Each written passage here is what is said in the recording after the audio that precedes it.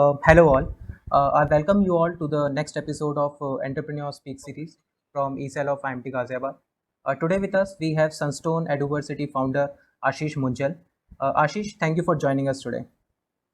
Thank you. Thank you for having me. Yeah. So a quick introduction of Ashish. He is an alum of IMT Ghaziabad 2008-10 batch. He co-founded Sunstone Eduversity in 2018 with his friend Piyush Nangru, who is also an alum of IMT Ghaziabad 2008-10 batch. Now, prior to getting into startup ecosystem, Ashish had a corporate experience at Deloitte, Bank of America, and Nolarity Communications.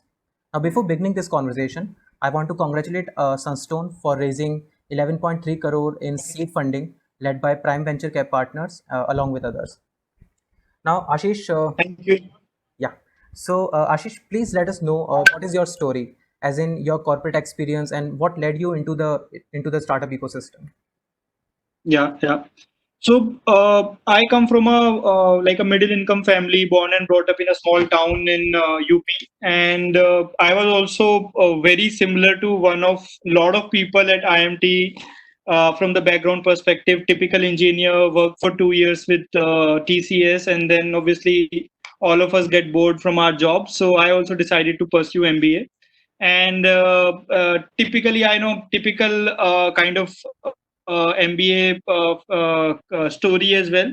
Wanted to do finance, did a lot of certifications, did my CFA as well, double majored in finance, in fact, at IMT, and wanted to like very focused that I just want to do finance jobs and stuff. Couldn't make it to finance jobs. Got campus placement from with Deloitte, and it was a IT consulting role. It was a relatively shorter stint for me because I wanted to start my career with finance. So left Deloitte very early, although it was a very good profile and good exposure. But again, at that point in time, we don't have much knowledge that what's good and bad. So I ended up joining Bank of America in the investment banking team. Primarily started with the TMT, Technology, Media and Telecom team, working very closely with the bankers in US. Did 2 3 deals, one for Adobe, one for Oracle. Also, we were trying to sell a large portion of institutional equity sale for Facebook. Couldn't do that. Also was trying to sell a big stake of Yahoo Japan at that point in time when Alibaba, because of Alibaba, Yahoo Japan share went up. Again, that transaction did not also materialize. So after spending around 2.5 years at Bank of America and completing my CFA in 2012, I kind of realized that it's a very good job and it can pay you very well if you sustain there for a long period of time. But it's not a career that I wanted to pursue for myself. It's a very transactional sort of a job. You don't get to actually drive or do a lot of things. So that's when I decided to move out and startup here in join a startup in Gurgaon named Nolarity Communication. And I was working at Nolarity. I was working very closely with both the founders, and I was primarily handling the sales strategy. And because of the banking background and the finance background, I was also helping the CFO very closely, and also helped Nolarity raise their Series B from Mayfield and Sequoia, owing to the banking background, but primarily involved in the sales strategy side. That's where I actually started learning or understanding the real business intricacies and tried basically got a world view that how a world actual real world is too much different from the word that we see in a typical Excel. Because even in banking, because I was not really up close driving any business, so it was generally more PPT and Excel for us in banking. But at Nolarity, I learned sales. I was managing a team of around 150 odd people, so it was a great immense learning. So did that for almost 18 months. After that, I and a colleague of mine, Samir Grover, both of us moved out and we started a company named Crownit. Right. Crownit started as an online to offline deals platform wherein we were pushing more and more business to our partner merchant. It was the app only thing, and any consumer can just download the app and see what are the rewards or offers that we were giving on the partner merchants, and can just go on any of the outlets there He just needs to click a picture of the bill, and based on the total bill value, we used to give them some rewards. So that was essentially what we were doing at Crownit. Piyush, who is my co-founder here at Sunstone, he also joined in Crownit very, very early in the founding team. So after that, we went ahead and we raised our Series A from Excel and Helion. That was early 2015. And that's when we started expanding to multiple cities, multiple categories. At one point in time, we had around 15 lakh consumers on the platform with 10,000 merchants, and we were doing a GMV of around close to around 30 crore rupees per month. So late 2016, early 17, we kind of realized that there is some collection issues that we are facing from the smaller merchants. And that's when we started looking for alternate ways of monetizing the data that we are generating.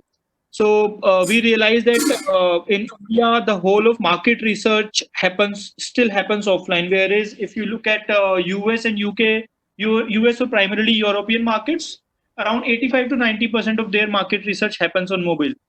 So that's when we started pivoting to become more of a mobile-led market research platform. So did that pivot, started working with all the top research organization and the FMCG brands. So at one point in time, we were working with Nielsen, Kantar, Ipsos, IMRB, and on the FMCG and the brand side, we were working with HUL, P&G, Dabur, Himalayas, Jubilant Foods. You name my FMCG and F&B brands, and we were working with them. So after around 1 year into the new business model, we raised some more money from some Japanese and US investors. And that's when Piyush and I, both of us decided that eventually, maybe in 6 months now in finance, eventually we would want to move on because we've always wanted to start something in the education space. So we planned it in a phased manner. I moved out in June 2018, and then Piyush moved out in October 2018. So that's my background. That's the history before Sunstone. Great, great. That brings me to another question. So, Ashish, you had a quite a years number of years of experience. I think 5 to 6 years of experience into this startup world, if I'm not wrong. So, according to Yeah. you, what actually is an entrepreneur? I mean, what qualities or skills one must build to survive in this world? So that's to certain extent, I would say it's actually funny when I compare myself. Okay, whether I wanted to be an entrepreneur or not. So in fact, this e-cell at IMT was actually started by our batch. It was started by Right. Ankur Jain in our batch.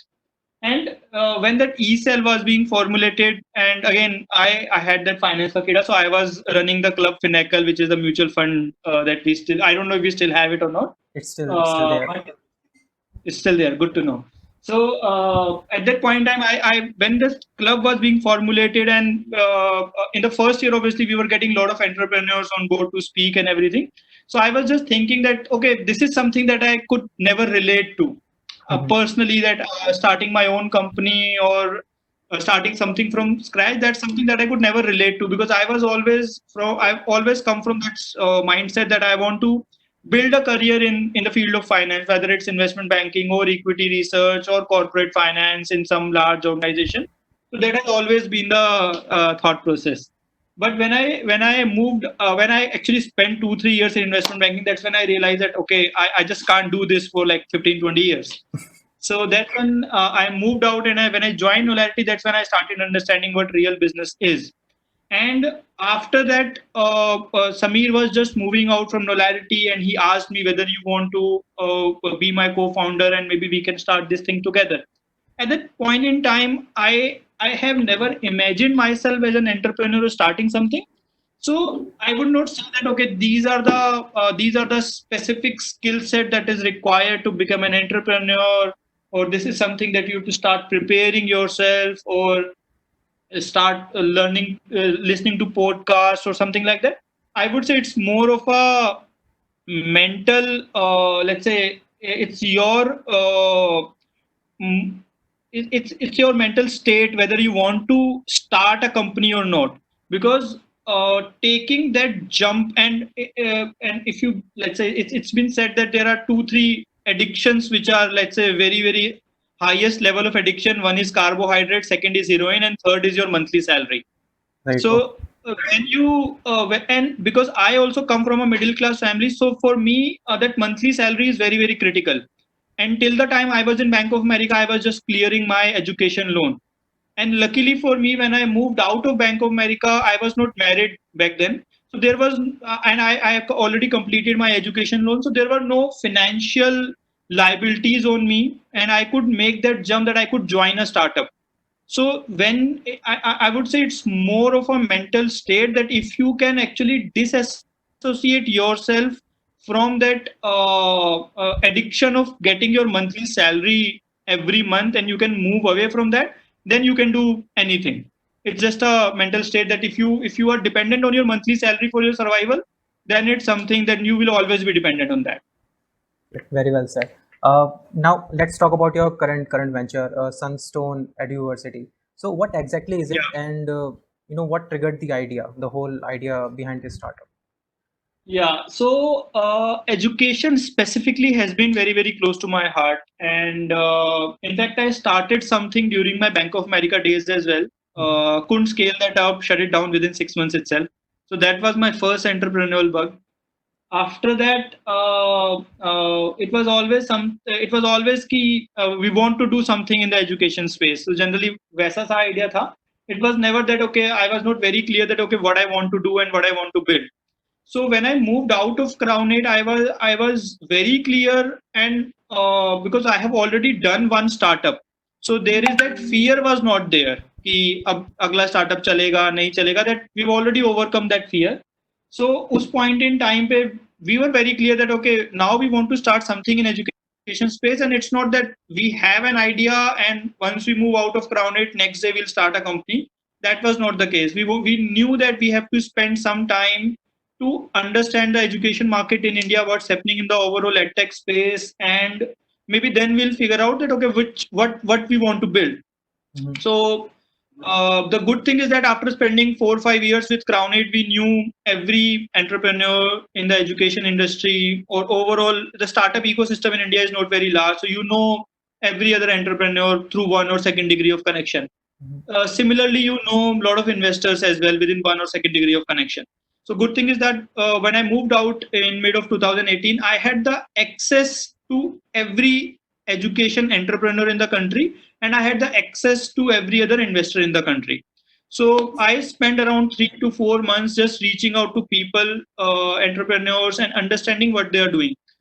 So a couple of things that we understood is that there are very few people who are actually doing something transformational in education. A lot of people, and nothing against them, but a lot of people are actually repackaging the existing content and relying on the power of internet to distribute the content. So Right. that's something that did not excite us much.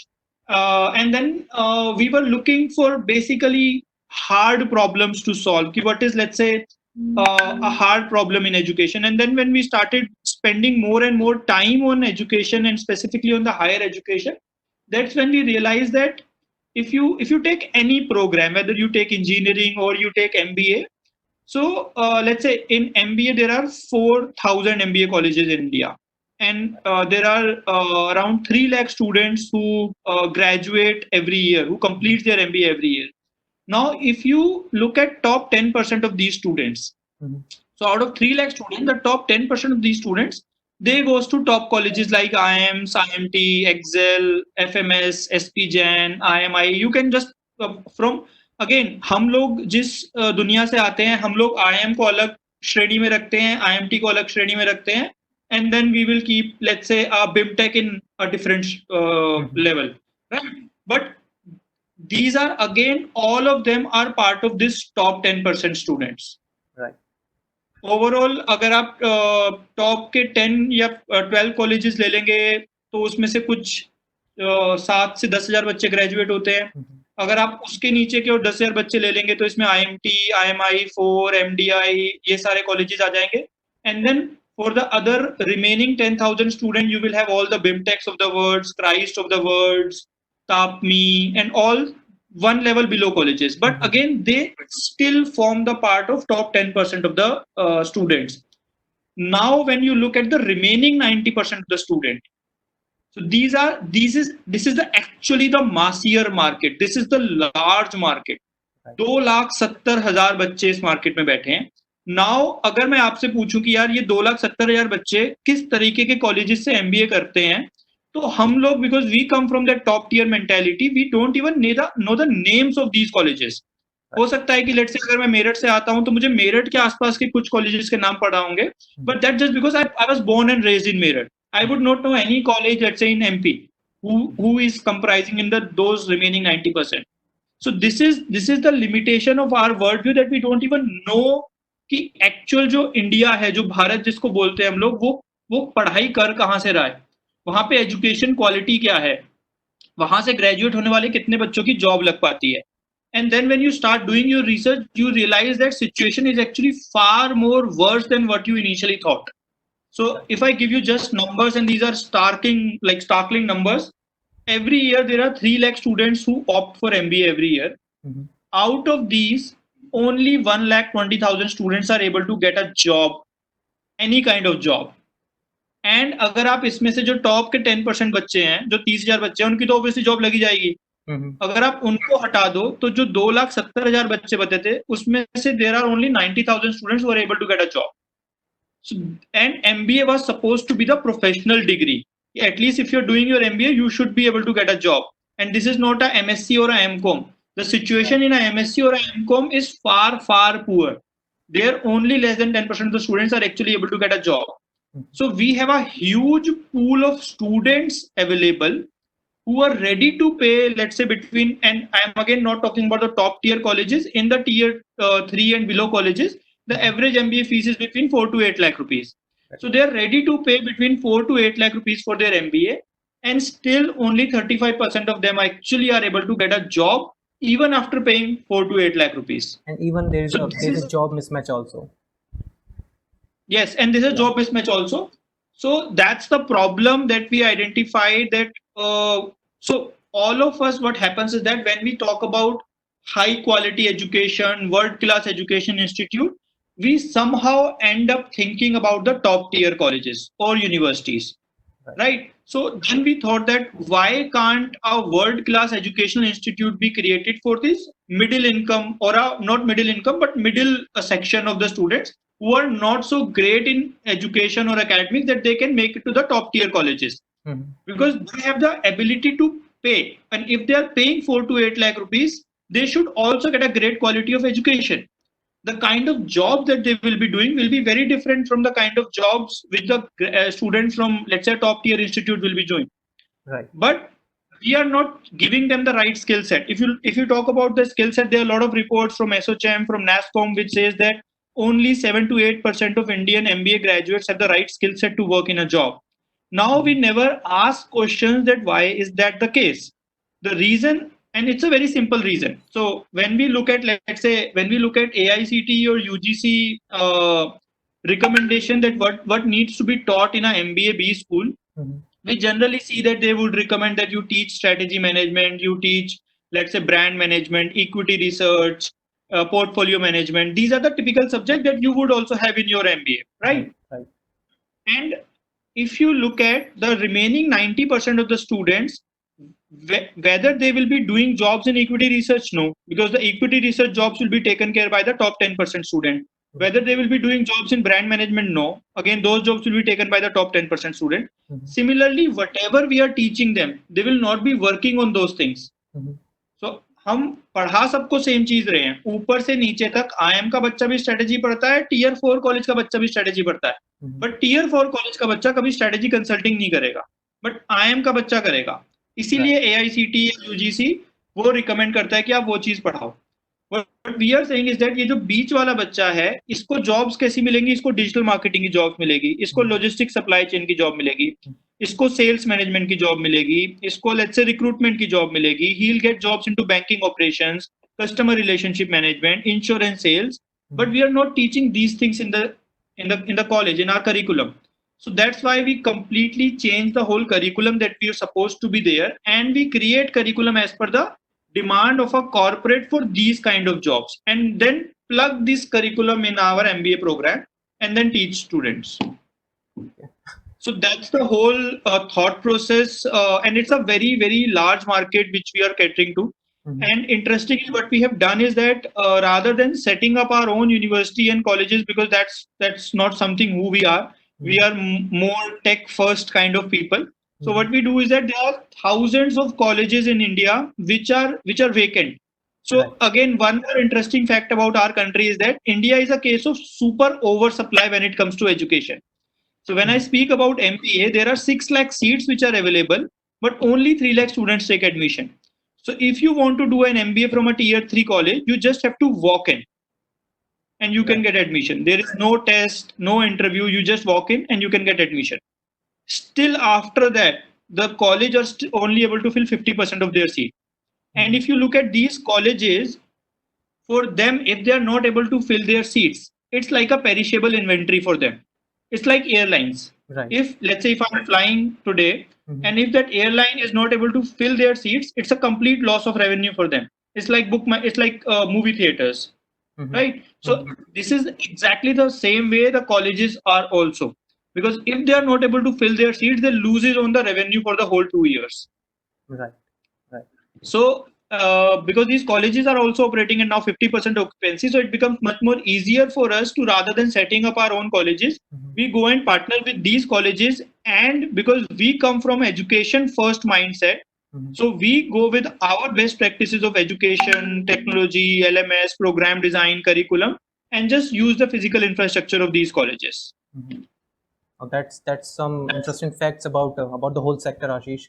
Now, I Yeah. have another question on this one. I mean, so we already mentioned that Sunstone raised funding from Prime Ventures and others.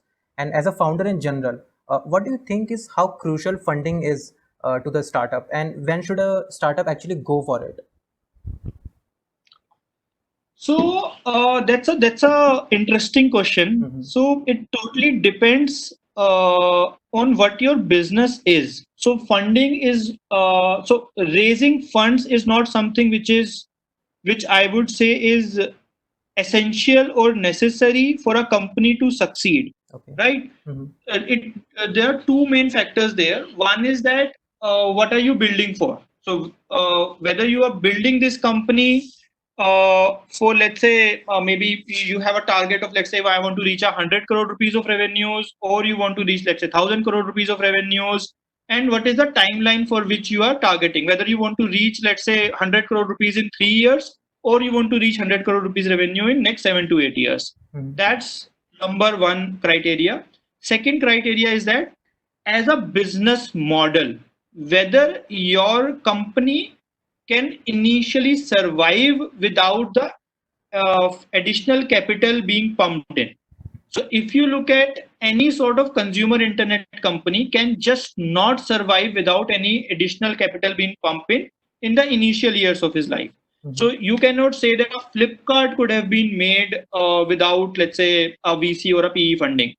That's very difficult to assume, visualize, because there is a lot of investment that goes in building up the platform. And then if you are a marketplace, you have to get the sellers, you have to get the consumers, right? It's a chicken and egg situation. Right. So it's like a market making situation. And I don't know, finance guys will understand better. It's like market making. So let's say if you are running a stock exchange, so you have to have some market makers. So in let's say in world of consumer internet, these VCs act like market makers because they put the initial capital on the table, and then you can build your platform, then you can get sellers, then you can get consumers, and you don't have to worry about the losses or the burn that you're doing in the initial years of your company, because ultimately everybody is focusing, or everybody is expecting that you will do much better in, let's say, 5 years, 10 years down the line. So that totally depends on your business model and what are your, as a founder, as an entrepreneur, what are your growth aspiration. If your growth aspiration is that I want to do, let's say, 100 crore rupees of revenue in 3 years, then you can't bootstrap the company. Then you definitely have to go for funding. If you think that, okay, even if I reach 100 crore rupees of revenue in next 10 years, I'll be happy, then you can very well bootstrap the company. Okay, great, great. Now let's talk about the COVID-19 situation that's going on around the world. So, how do you see the impact of COVID-19 on Sunstone Eduversity and the sector at large? Yeah. Just give me a minute. Yeah, sure.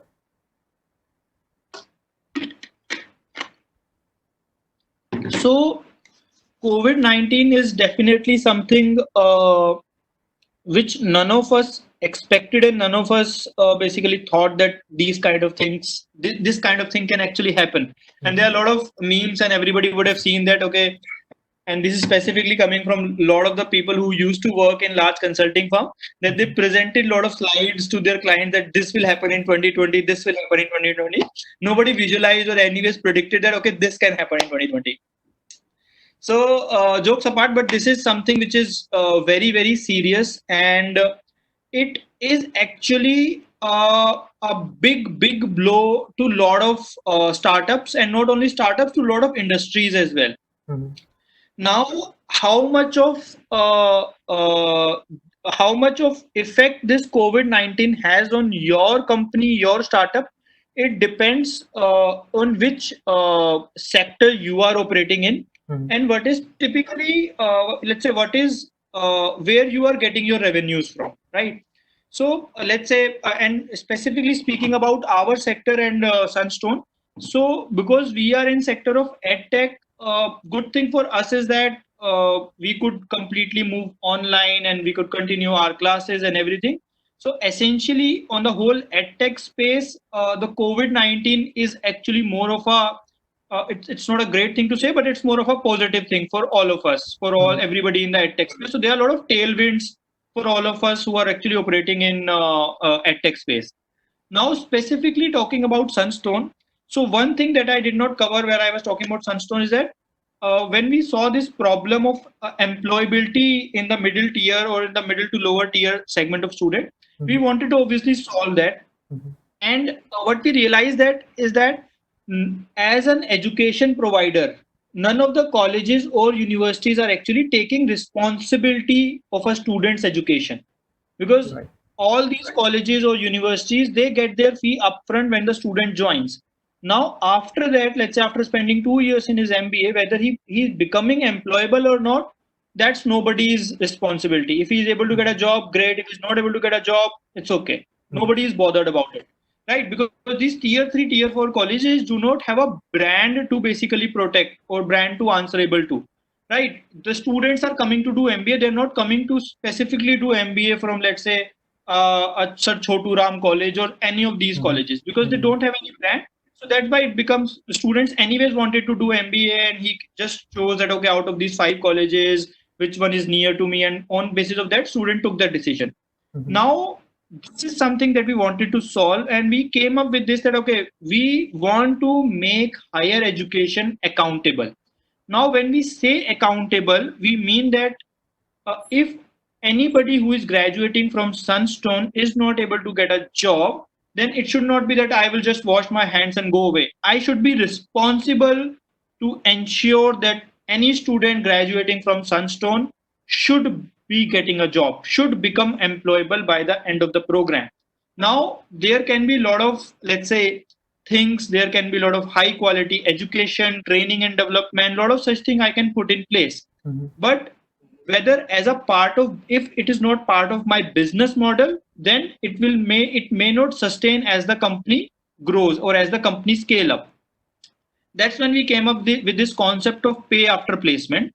So essentially what happens is that whenever any student initially joins Sunstone or goes through our selection process, and if he's given an offer letter to join Sunstone, he pay us an initial registration amount of 1.25 lakh rupees.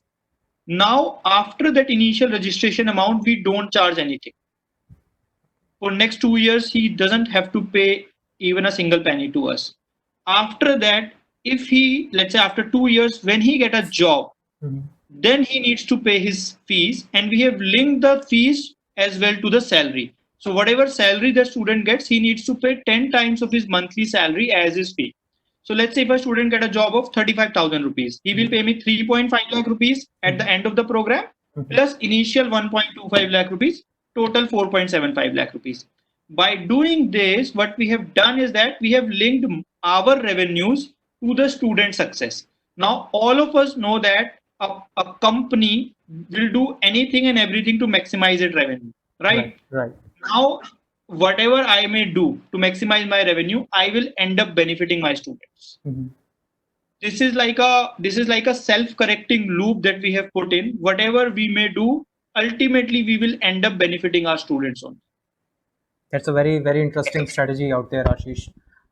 So Yeah. I'll go to the end of this interview with one last question. So as an MBA student yourself, and now you helping others in fulfilling their management studies journey, is it the right time to join MBA program? A lot of students have this question in their mind. Yeah, so that's actually a very interesting question. And in fact, I take a lot of webinars for the prospective students who are planning to join Sunstone as well. So Okay. this is the question which has been asked most these days, that whether is the right time to join MBA or not. Mhm. So if you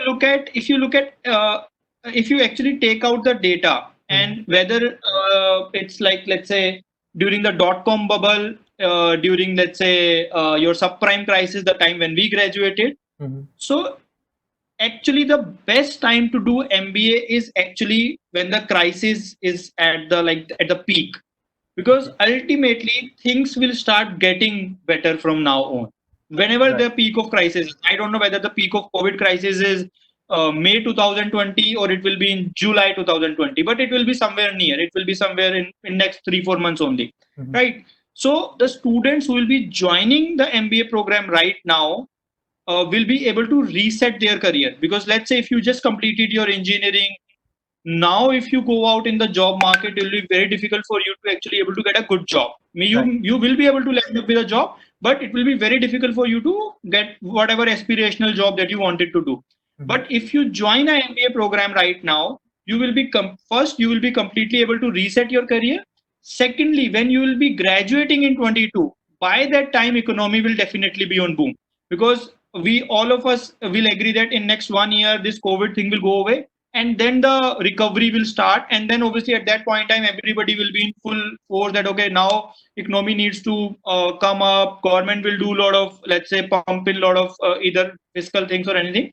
So at that point in time economy will be on boom. So that's right now probably is the perfect time, because you will be graduating in a great economic time. Right, right, Ashish. That reminds me one of the quote that I used to heard a lot. And it says, "There's a great value in disaster because you can start all over again." So Exactly. on that note, Ashish, we have come to an end of the session. Thank you, Ashish, for accepting the invite and supporting ESL of IMT Ghaziabad. Thank you, Ashish. Thank you so much. It was really nice speaking with you, and I hope all the students of IMT Ghaziabad are safe. And I wish them all the best and success for their career ahead. Thank you, Ashish. Thank you. Take care. Thank you.